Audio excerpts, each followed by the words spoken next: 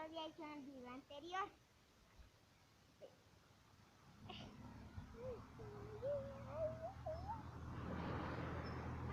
Y ahorita vamos para otro lugar. Y me estoy posando aquí para estar quedando bien este look de ropa. Y entonces para las que pueden manejar se tienen que subir aquí. Y vamos ya con lo siguiente. Lo siguiente. Y me estoy atizando. Esta ha sido toda por el video de hoy. Espero que les haya gustado. Y si les gustó, denle like y suscríbanse.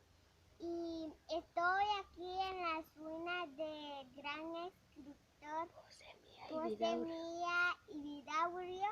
Y entonces, adiós y las quiero mucho. Los saludo en el siguiente video.